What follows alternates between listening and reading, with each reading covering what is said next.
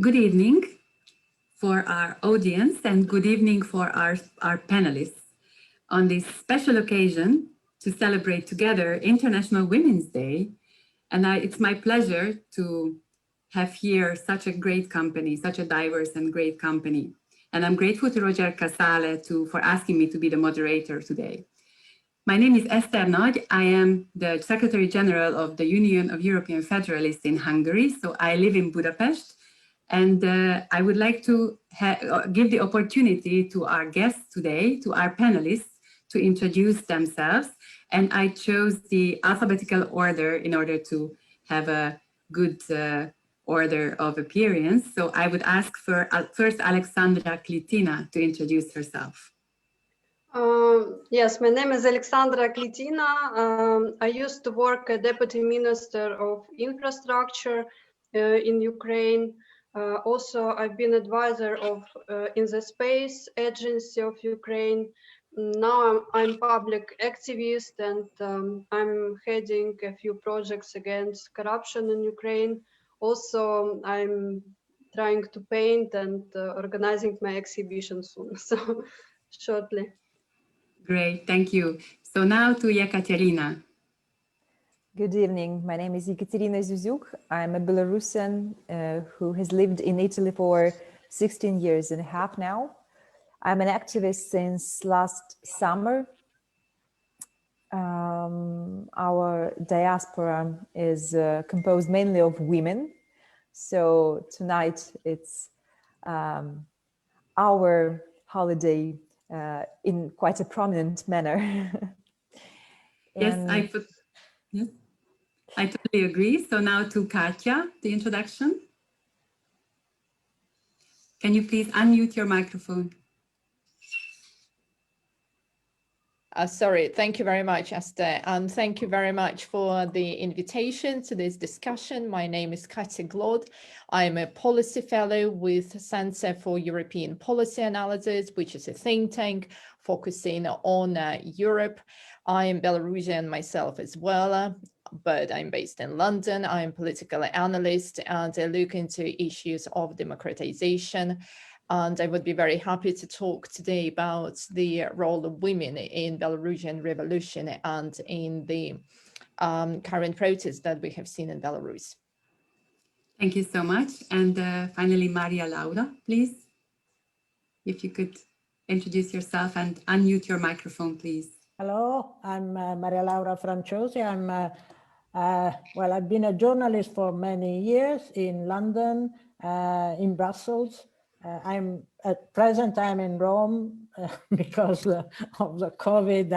I got stuck in Rome, but where I come from, and I've been working with European issues for the last 40 years, I presume, always involved. And this time I got very much involved with Ukraine, with Belarusian events, and mainly because EKATERINA, I just received an email from EKATERINA, who did not know me, but you know, just to send information about what was happening in Belarus, and I decided to support. So we've been collaborating for the last few months on how we can help this great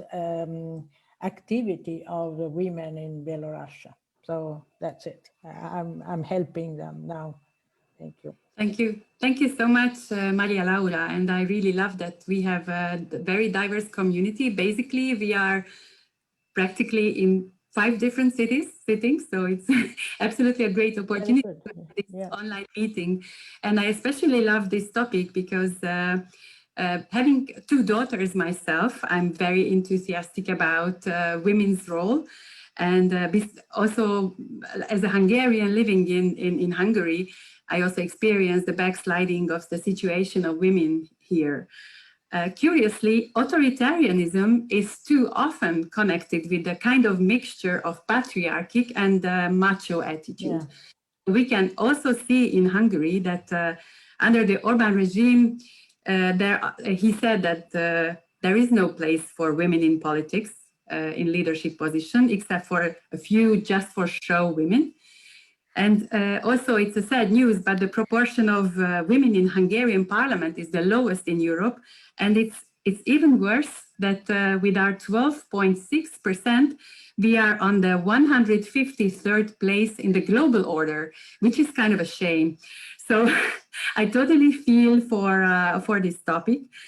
And also, on the other hand, what we could see in the COVID pandemic, that 4/5 of the jobs which are very much concerned by the pandemic, like nurses, social workers, teachers, they are done by women. So the majority of the workload, of the real hard workload is done by women. And what we can also see that the civil sector is also dominated by women. They outnumber men in jobs where there is no high prestige, high salary, or big decision-making process, or big decision-making power. But a lot of work, a lot of hard work, and also we can count to it the unpaid and the voluntary work that I think many of us also do. Done a very good, I found when I prepared for this conversation, a very nice remark from Antonio Guterres from the end of February. He said that the 21st century must be the century for women's equality.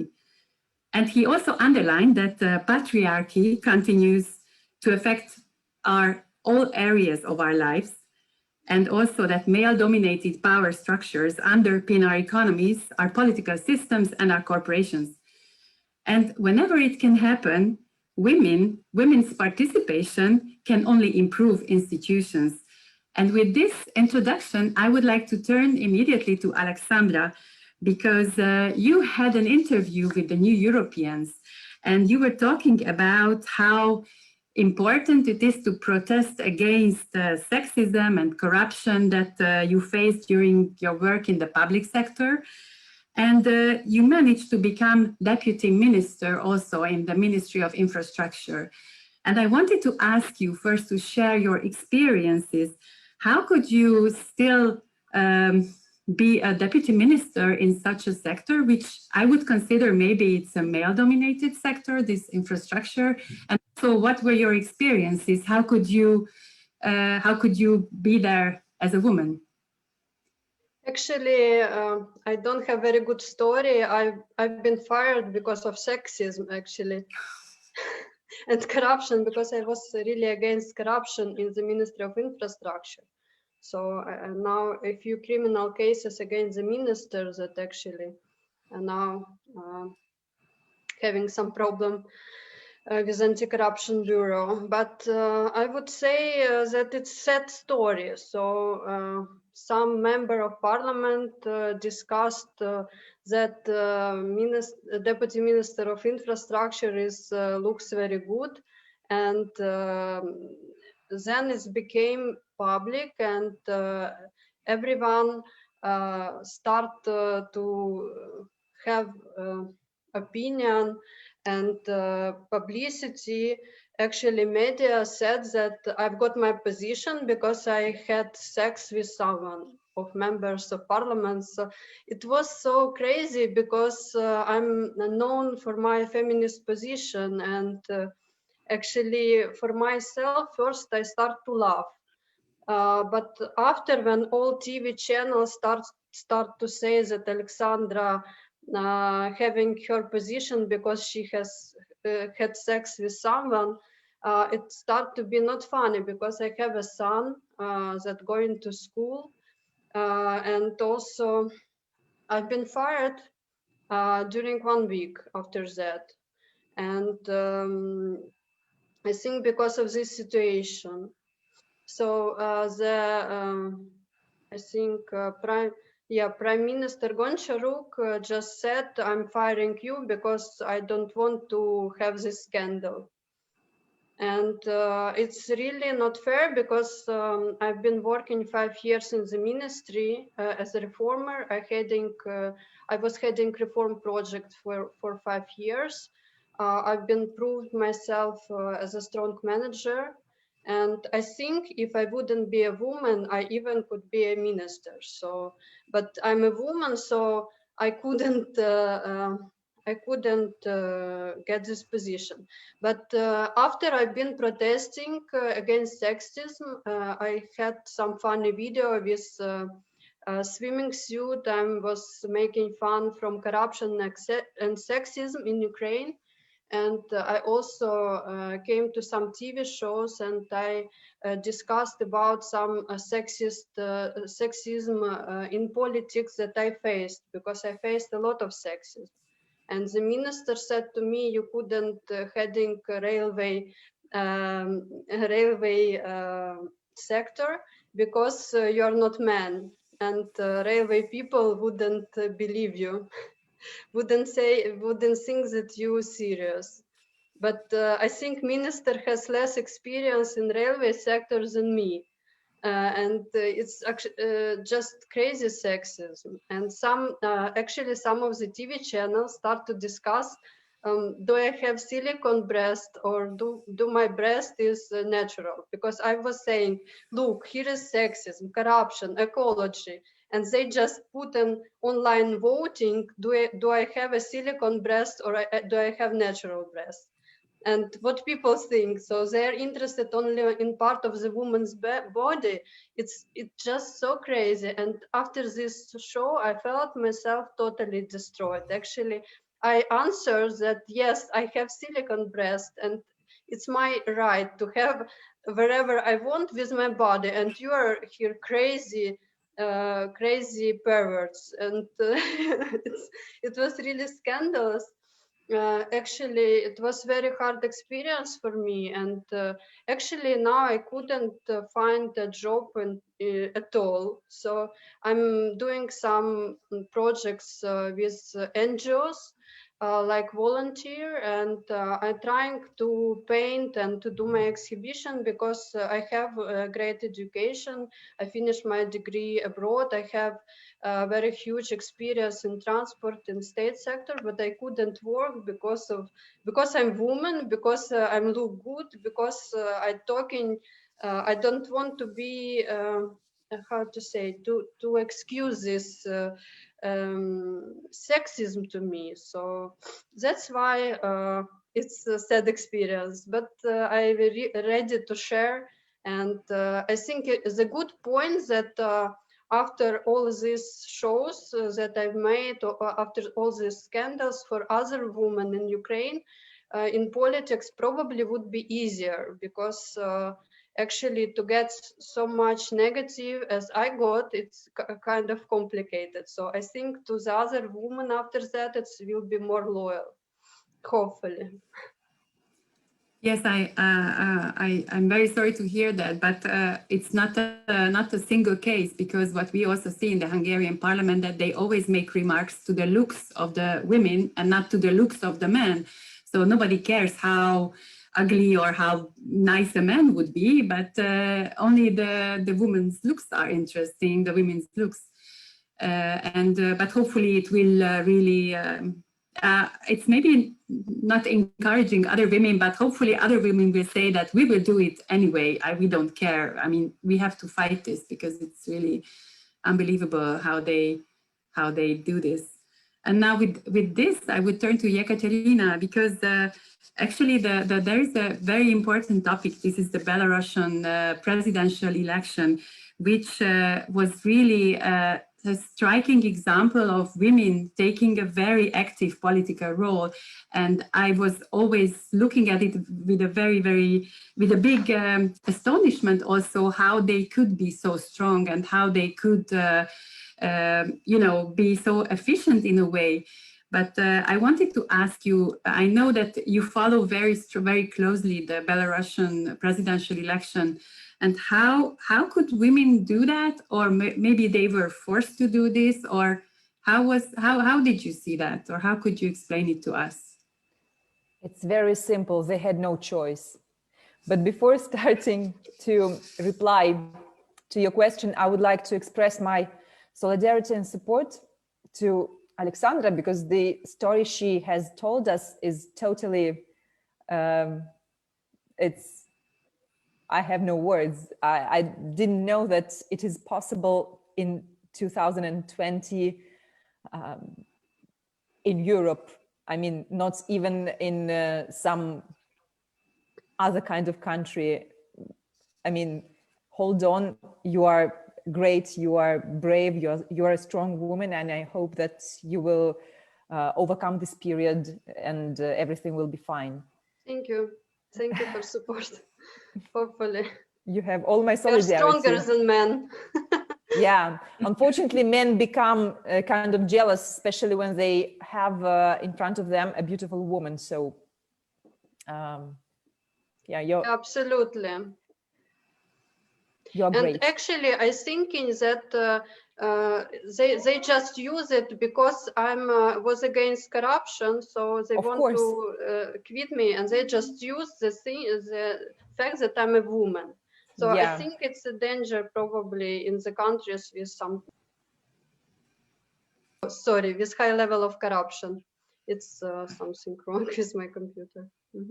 Yeah, they instrumentalized your being a woman and being a beautiful woman. So I think it's quite clear that it's a gesture which characterizes those who put in place all this hatred politics and hate speech against you.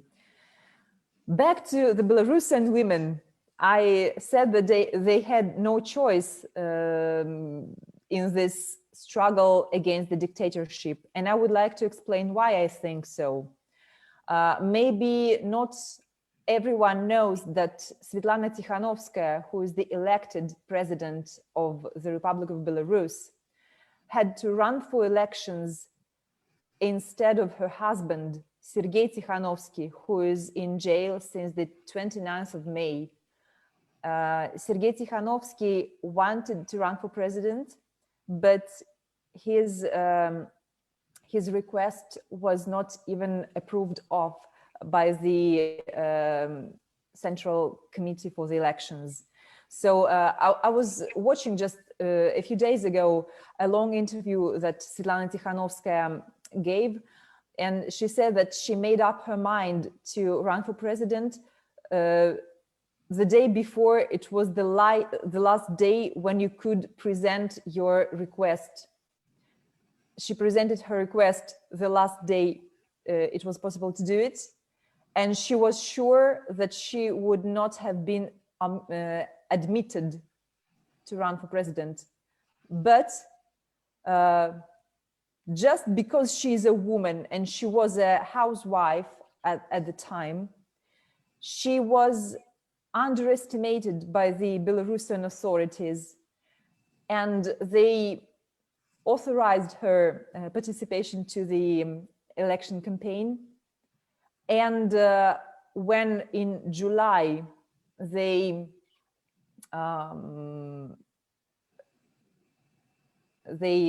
did not allow the last of the three main candidates, Valery Tsepkalo, run for president, she remained the only person who could really represent the Belarusian people who wanted to vote for another person. So we have Svetlana Tikhanovskaya, who ran for president instead of her husband. We have Veronika Tsepkalo, who is the wife of Valery Tsepkalo. And the third woman of this campaign is Maria Kolesnikova, who was the head of the campaign of Viktor Babarika, who was the most popular among the other candidates for the presidential elections. And when he was arrested on the 18th of June, for me personally, and for many other Belarusians who live abroad, it was a clear sign that in 2020, we wouldn't have had a fair and free election. Because first, Sergei Tikhanovsky was taken to prison. Then Viktor Babarika was put to jail as well. And it became clear that the regime was afraid of people who were supported by the Belarusians. So the circumstances were such that the presidential campaign for the opposition, but I do not like the word opposition used to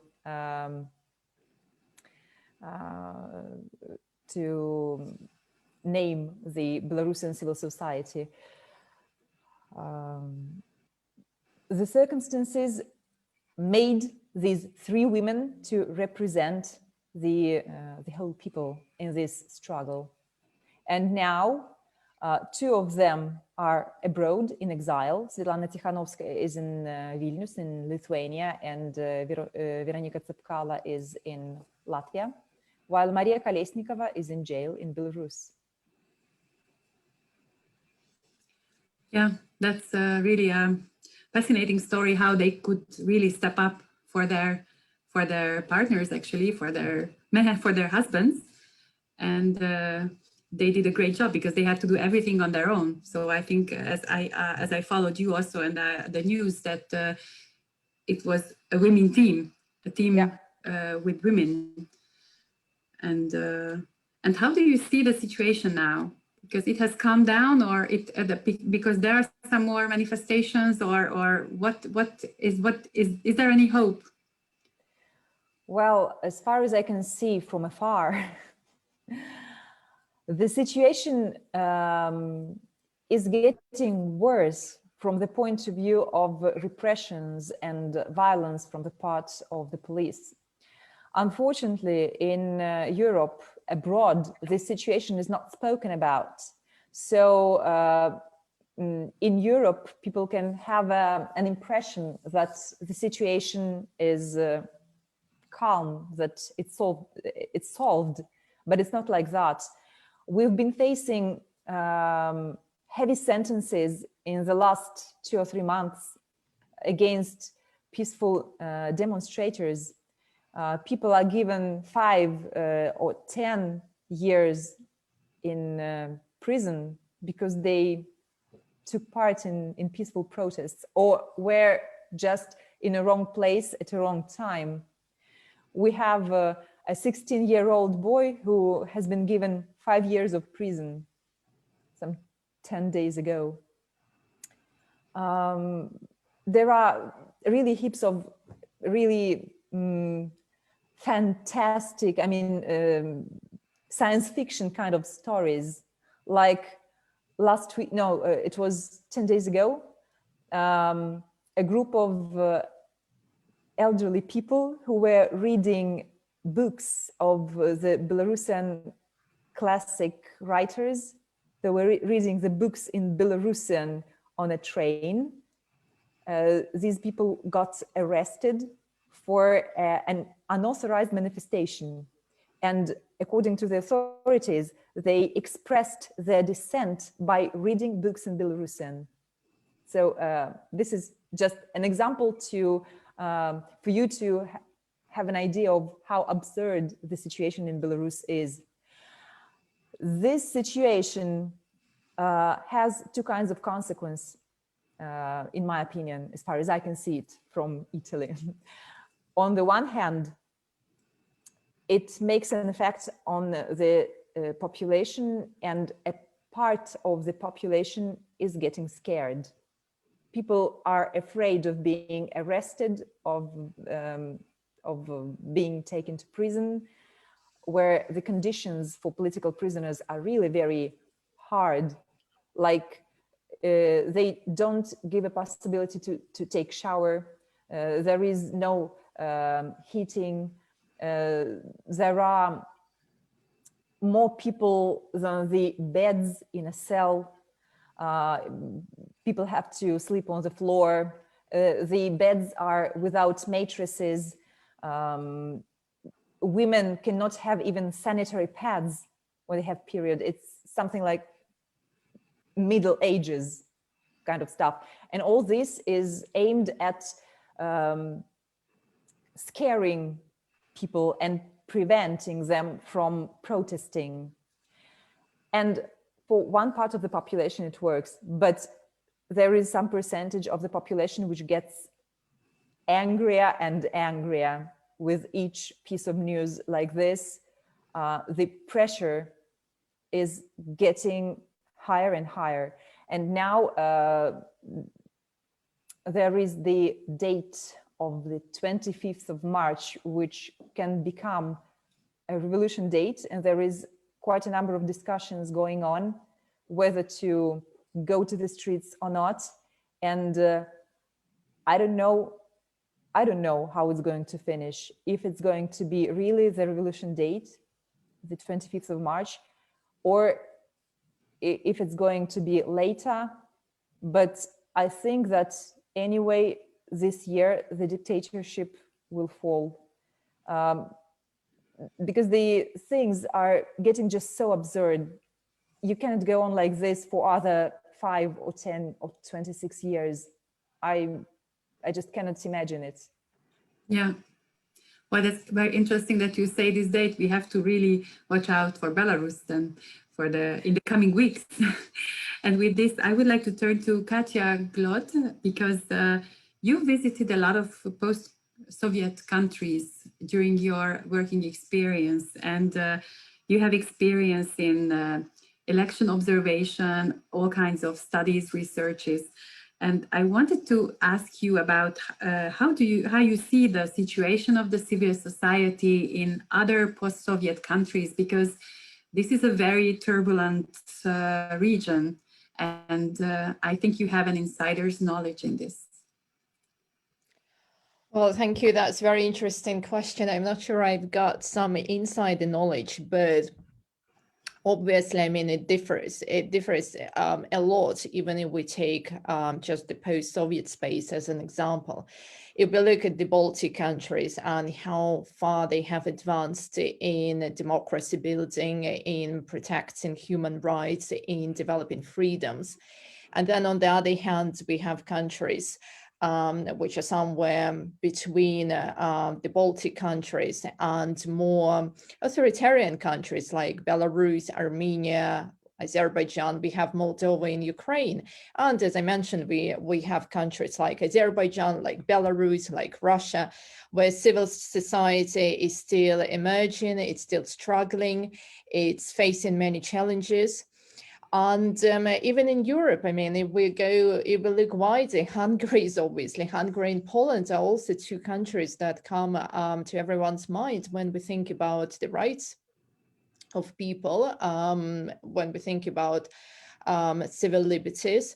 So it's obviously, I mean, it differs a lot, but a lot needs to be done yet to support the development of civil society, particularly in former Soviet countries, because we have to remember that, you know, for many years, for over 70 years, there was no civil society as such in these countries, and people don't have the skills, they don't know how to form organizations, they don't know how to lobby their ideas.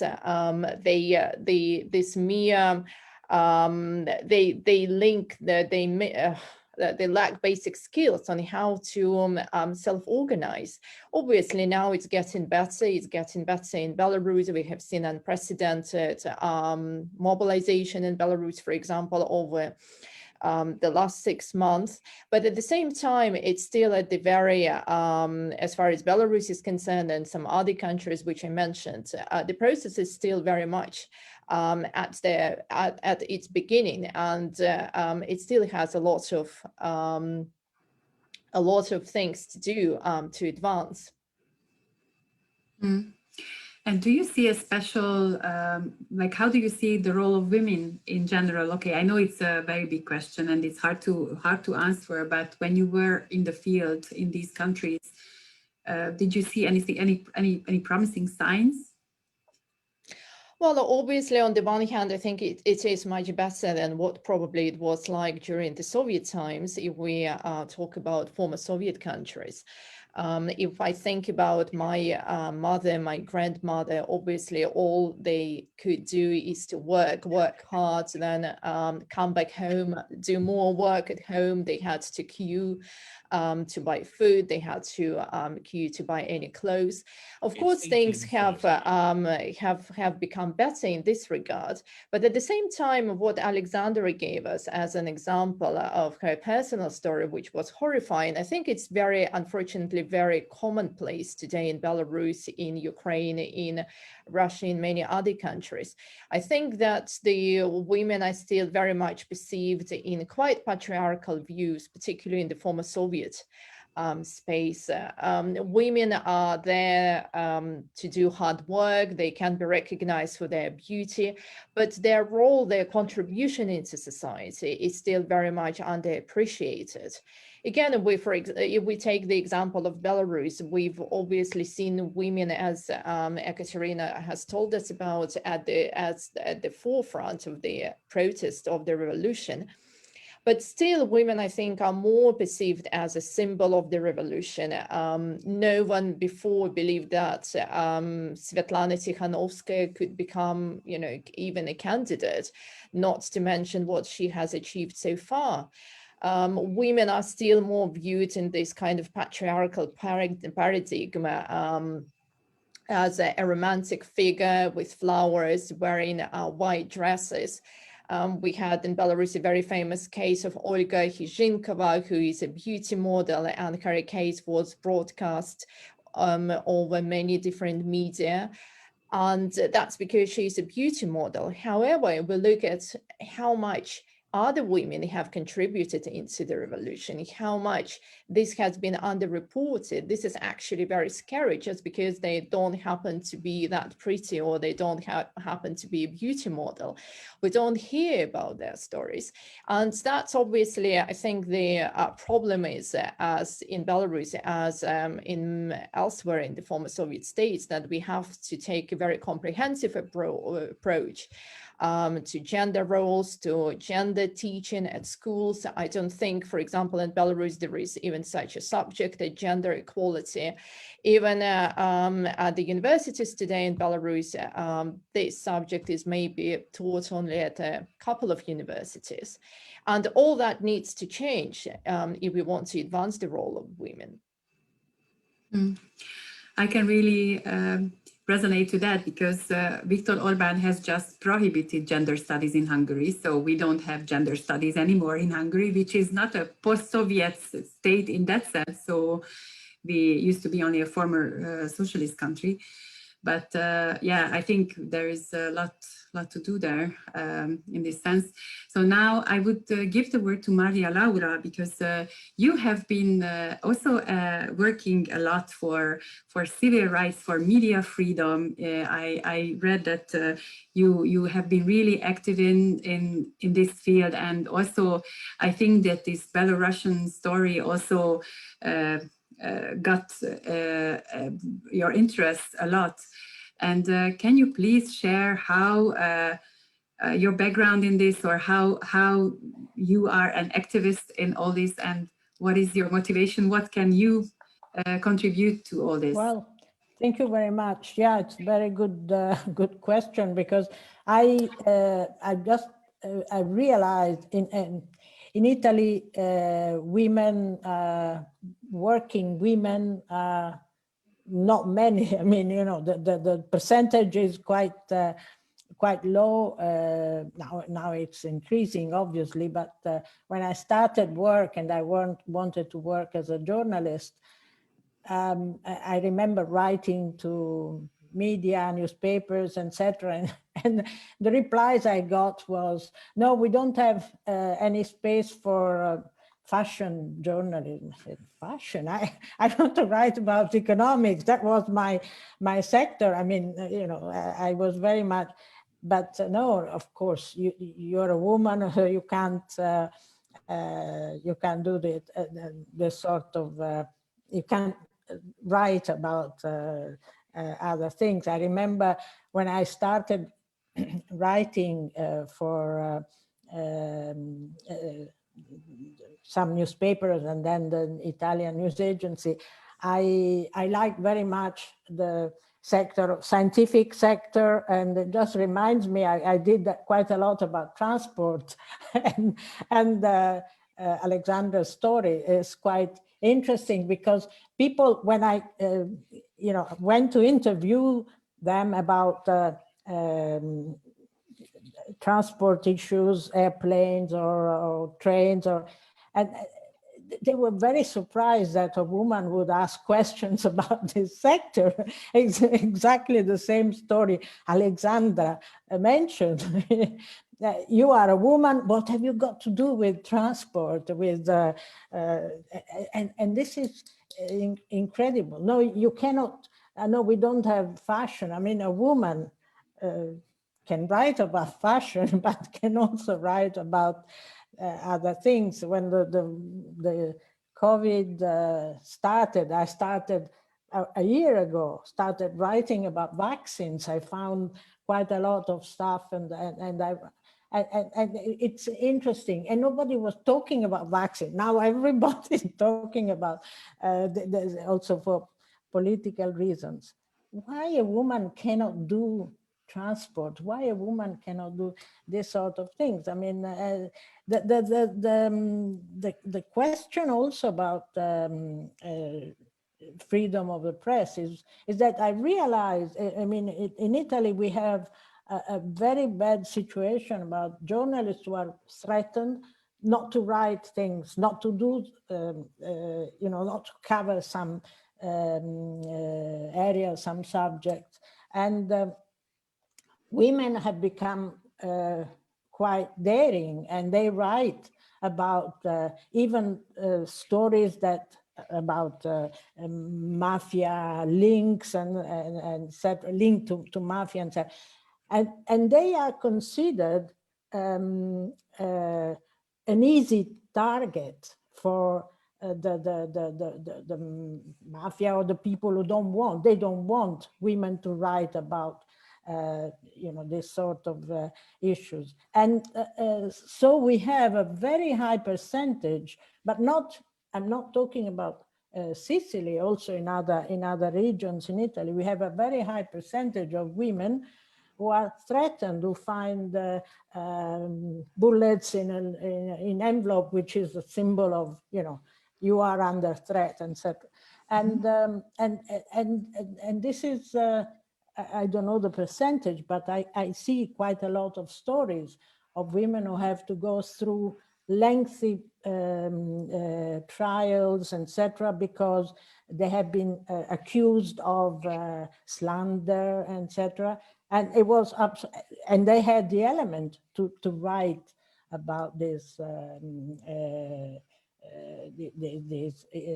issues. So so you become very, very upset, and so you start trying to do as much as you can. Like when I got this message from EKATERINA, whom I did not know, from Belarusian, and she was telling some of the things that she just told us. I said, God Almighty, you have to do something. And that's why then I then started trying to find connections and hopefully trying to make this story better known to, in other European countries, also in Europe, because sometimes also writing, I've been writing, working in Brussels with European, as a journalist, but covering European issues, and then you really want to do things to make European authorities more aware of what is happening in the rest of Europe. Women rights, but also human rights, which is quite an important issue. So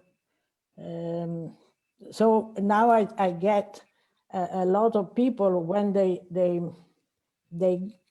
are in trouble, then they write to us. It's the association is called Oxygen for Information. So we try to make story. Obviously, you have to make sure that the story is true. So you have to make your own inquiries.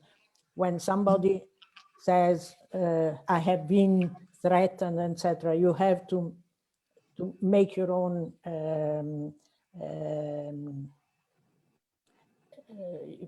find out whether this was true or not, and then start work and also try to help the journalists who are under threat to be defended, to come out and to continue the work, which is, I mean, the object of people who threaten you as a journalist is that they don't want you to write about, you can write about fashion, of course, yes, but not about people not respecting the law, etc.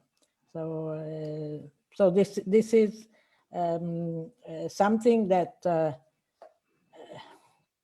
I will continue, continuing, and also to make stories of lack of stories, make known stories of people who have difficulty in doing their work, like journalists in Italy and elsewhere, obviously, and in many other countries, also in Europe. In Europe, the situation is quite bad, even if we don't. Even if we don't, I mean, look at what happened to that the journalist in Slovakia and in Malta. In Malta, we were the first journalist, a group of from Oxygen, to go to Malta when everybody was afraid of, we don't want to talk about this. A month after Caruana Galizia had been killed, Daphne Caruana, and we realized there at the university, we organized a meeting at the university, and I invited quite a lot of colleagues, journalists I knew. Only one came, a photographer, because they were afraid, because nobody knew, how much they could expose themselves, because it had been such a terrible, terrible story. Poor Daphne. Yeah, but the big thing is that even in Italy there was a problem with for females female journalists in order to get into serious topics. So it might not be only related to post-socialist countries, but it exists also in other parts of Europe. So that's really interesting, and I can totally relate to the media freedom, that it's also very much, there is a huge backsliding also in Hungary, even though there were not killings of journalists, but there were shut down of radios, newspapers, whatever. So it's a problem, the freedom of media.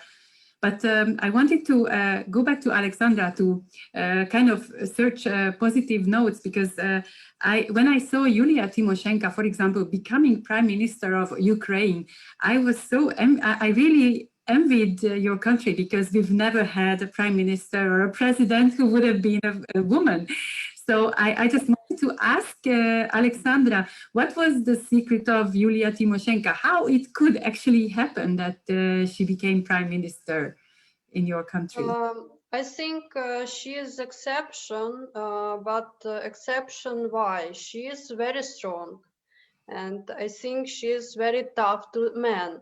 So to be successful in Ukraine, you should be more tough, more strong than men are. And I think it's also kind of sexism, why you should behave as a crazy bitch, sorry. but actually, to be successful in Ukraine as a woman in politics, you should behave exactly like that. So I think she is very tough, and there are some information also I heard about her, that she is, and she is very tough to men. And this is her secret. Actually, to get position of deputy minister, I also have to be tough at work. So if I come to some meeting and I see a lot of men, usually I choose the most important and I start arguing with him. And then they became kind of respect for me. But if I'm sitting quiet or commenting as an analyst, they ignore me. They think, who is this woman? And also I've been on the meeting in the parliament, and the head of transport committee and the I think it was last parliament member, he just said to me, who is this woman? Just it was awful. So I just had to be quite tough on the public as well, actually, to be successful. It's kind of sad, I think. And also, yeah, it's I think for women in Ukraine it's very complicated. And also, you know what is really upset me, that the other woman see the situation, what happening with me. It was on TV, it was really abusing situation. And they just start to criticize, like she is kind of bitch, she is stupid, she is, you know, it's a well-known phenomenon when women start to say negatively, behave negatively to other women, just to show that she is not the same, that she is like a man, that she can judge, that she can punish. And she thinks that she is strong, but I think it's really weak and really upsetting that Ukrainian society is like this. And it was really disgusting, you know. At the moment, I'm just, I had depression after all that. And I think only now I'm getting better to have some paintings, and hopefully I'm just, because, you know, I've been also threatened. When I start to come to TV and to say that, sorry, but our president, he is also sexist. I went to interview to the president and I've got sexist comment, not from him, but from his close, actually, I think, close member of president administration, his colleague. And I've been saying this all publicly, and I start to be threatened. And they start to send me message on my messenger, some messages, and they just delete it. So I couldn't prove that someone threatening me. And they threatened me, they threatened my family, my son. And I had to stop to go to TV because I realized I went to police didn't react. So I realized that in this country, I'm alone, that probably it's not a democratic country at all. And human rights here is just not working. It was a great disappointment to me. And I must say that it's quite difficult now with all this media, with all networks, messengers, it's very difficult to prove that someone threatening you to say the truth. And it's quite scary to now I have to stop. So I'm without any job, and everyone hates me. Each month on TV there are some news about me, discussions quite abusing about my breast again. So I'm making quite a strong protest in Facebook and wherever, just against this, because it's crazy sexism in Ukraine, and I've been surprised such attitude. Yeah, I totally, I can totally understand that it's really horrible. It must be really horrible. And yeah, I think that also network scientists say that if there are too small number of women, so under 10%, then they have to behave like the dominant group, like they have to be stronger than the men. So this is also what you say, that they have to be very, very strong. And this is also what we see in our society, that those few women who can get to some positions, they cannot behave like normal people because they have to be much stronger than to show themselves much stronger, or I don't know. I'm a little bit conscious of the time, so I would really like to give the word to the three other panelists also, and also to tell the audience that there is the article of Maria Laura in New Europeans website, in Facebook page, with Katia GLOD also, and EKATERINA. And I would like to ask then EKATERINA now whether to give a message of encouragement, of hope. Of course, we women have to stand together. We have to support each other. We cannot criticize. We have to, I think, cooperate with each other. But if you can add something, what could be maybe helping us from wherever in Europe we are. EKATERINA.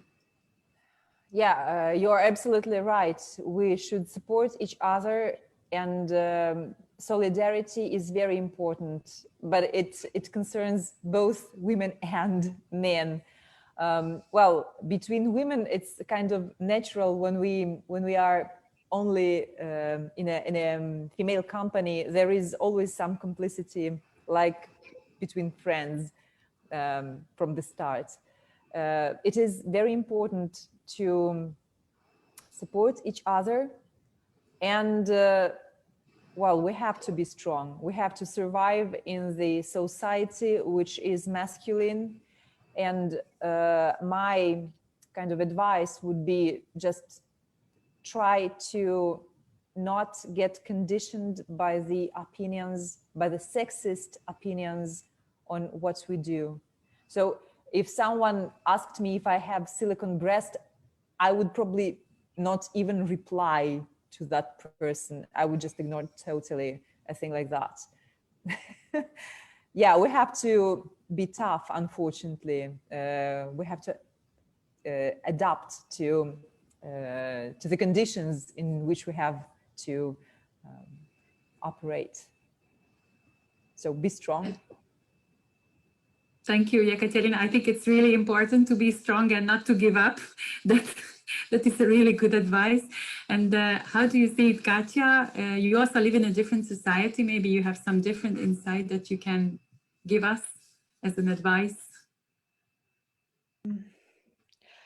Well, I think what EKATERINA has said is very much relevant. We have to continue doing our course. We have to stick to it regardless of our circumstances. Obviously, we have to stay strong. It would be great, of course, to promote the role of women in former Soviet societies as much as we could do. I think what your organization does, your European, is exactly in that direction. If you could engage more women from Belarus, Ukraine, Russia into your discussions about the role of gender, about the role of human rights, democracy, I think that would be very much helpful. Thank you very much, Katia. I totally agree. And I raise my hand always when I go to an all-male panel, because I think that this is something that has to be avoided, that there are not only male experts even, because sometimes they tend to omit women at all, because they cannot be experts. As Maria Laura said, that they can write about fashion, but not about serious topics. But I would like to turn to Maria Laura now. You also have a great experience in Italy from this perspective. And what can work? What is your advice to all of us? Well, I think it's a very important thing is what EKATERINA was saying, this kind of the solidarity among women. I mean, it can be solidarity also from men. I mean, there are quite a lot of men who can give you solidarity. But I remember, for example, for a period I was living in Russia, and I was really amazed to see the women in Russia, how much they do. I mean, virtually, they run the country because they look after the children, they work, and sometimes you have men, you know, and just drink, and they don't support the family, and the family goes on. And this is quite an important attitude of you know, I noticed in Russia, because I was not, I lived also, I was not in Poland, but I also was in Hungary quite many times, and I was amazed to see how I met so many clever women there. I mean, you know, it was very interesting. I did a training for journalists in Hungary, which was very good, very interesting. And there were lots of questions and lots of, quite a lot of enthusiasm. So I think the solidarity is fundamental. Yes, I agree with Katerina. Don't get, you know, depressed because they refer to your silicone breast or anything. I mean, this sort of things, obviously, this is the weapon of some stupid men. I mean, you know, we just go on because we are very strong. Women are very strong, they can go on working for a long time, do lots of things at the same time, children, cooking, writing articles, interviewing people, and etc. I wish there was much more work for women, because women tend to get jobs that are not I mean, I look at the problem in Italy. There is very little support for baby schools for children, particularly small children. So women have got to do everything: cooking, looking after the children, and then working at night, and etc. But I always say women have got one more step, a step ahead. I mean, you know, sometimes, but this is not in one country. I mean, everywhere. This is, I think, it's everywhere, and this is the beauty of our character, that we always feel that we have to do things, and we feel we are very strong, and then we can also do other things to support other women, etc. So it's very important to support women because they support the society. I think. I was a candidate for the Italian Senate in the last election. I was not elected, but it was a very important experience for me. Also to see how people look at a possible woman in politics, and it's interesting. So they keep asking you simple things, you know, like increasing or not paying taxes, or so. But it is interesting to see the dynamics also with men. And men, they let you talk when you are in a campaign.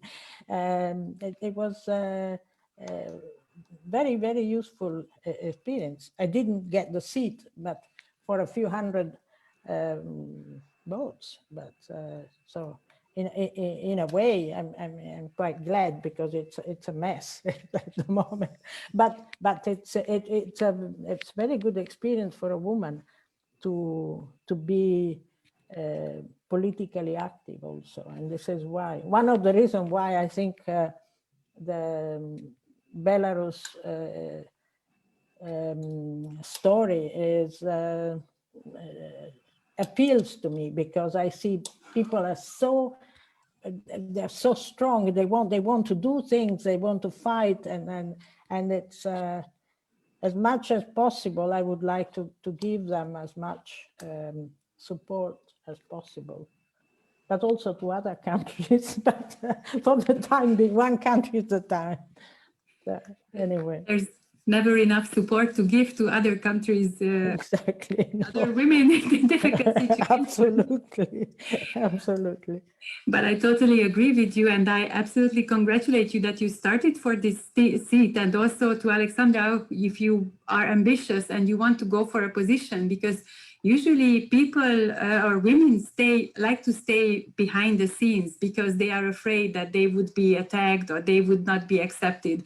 And I think that is the most important role also, to be ambitious, because sometimes we think that, okay, we want peace, we don't want to interfere with others, we don't want to be in the front line, but I think it's also very important to be the candidate for the front line as well. So I think it's really important.